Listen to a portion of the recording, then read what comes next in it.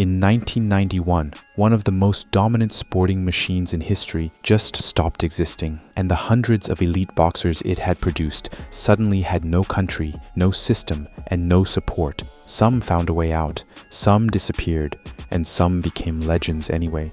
This is what happened to Soviet boxers when the USSR collapsed.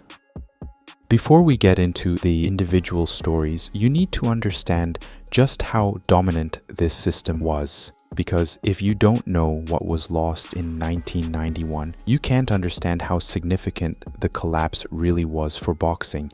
Stay until chapter 4, because that's where you'll see how some of these fighters managed to survive and still become legends, despite everything falling apart around them. The Soviet Union treated sports like a national security project. Boxing was no exception. The state funded everything: training camps, coaches, equipment, nutrition, travel, salaries. Athletes didn't need to worry about money, they just needed to perform. The system was built on two things: technical mastery and volume. Fighters were introduced to fundamentals at a young age, drilled on footwork, balance, and positioning, and then entered into a pipeline of regional, national, and international competition that filtered only the best to the top. The results were extraordinary. From the 1950s to the late 1980s, Soviet boxers dominated Olympic and world amateur boxing in a way that no country has replicated since. Multiple gold medals at every Olympics, world amateur titles across weight classes, coaches who were considered among the best in the world. The USSR didn't just produce champions. It produced a generation of technically complete fighters with hundreds of amateur fights before they were even considered for the national team. That was the machine, fully funded, fully centralized, fully dominant, and then in December 1991, it stopped. When the Soviet Union dissolved, 15 separate countries were born overnight: Kazakhstan, Ukraine, Russia, Georgia, Belarus, Azerbaijan, Uzbekistan, Armenia, and more. For most people, this was a political and economic earthquake. For elite athletes, it was something more specific. The ground beneath their careers simply disappeared. The centralized system that had funded their training, gone. The national camps where they trained together, closed or defunded. The coaches who ran the programs, many left for better opportunities abroad, taking Soviet methodology to gyms in France, Germany, the United States.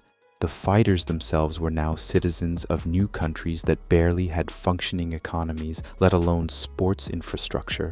Some were in the middle of their peak years, some were just coming through the junior system, some had Olympic gold medals and no idea what to do next. And there was another cruel twist.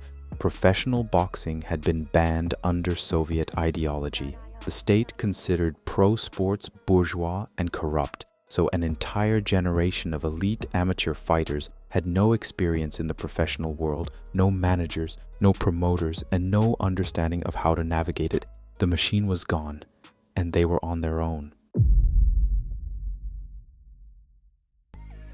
Not everyone found a way out. For every Klitschko or Kostya Tszyu who managed to build a career in a new country, there were dozens of talented fighters who simply disappeared. Some stayed in their home republics and tried to keep training, but with no funding, no support structure, and no path to big fights, careers slowly faded. Others had to completely abandon boxing to survive economically. The new economies of the former Soviet republics were brutal in the early 1990s. Finding food and shelter came before training schedules and sparring sessions. Some fighters turned to underground fights or small local shows just to keep earning something. Others became coaches almost immediately, because at least there was still demand for Soviet-style teaching even if the system no longer existed at a national level. And a painful detail: some of the most technically gifted fighters the Soviet system ever produced never fought professionally at all. They peaked as amateurs in the late 1980s. The system collapsed just as they were ready to turn pro, and the window simply closed before it ever opened. This is the part of the story that boxing history books don't really tell. The champions we remember are the ones who found a way. But for every Klitschko, there were 10 fighters who never got the chance. Now let's talk about the ones who made it through, because despite everything, some Soviet-trained fighters found a way to the top of the professional game, and their stories are extraordinary. Kostya, Tszyu, born in the Urals, trained in the Soviet system, emigrated to Australia after the collapse, became unified super lightweight world champion, considered one of the best pound-for-pound fighters of his era. A pure Soviet-style technician who dominated Western professional boxing. Vitaly and Vladimir Klitschko, Ukrainian amateurs who came up in the Soviet pipeline. After the collapse, they rebuilt themselves in Germany.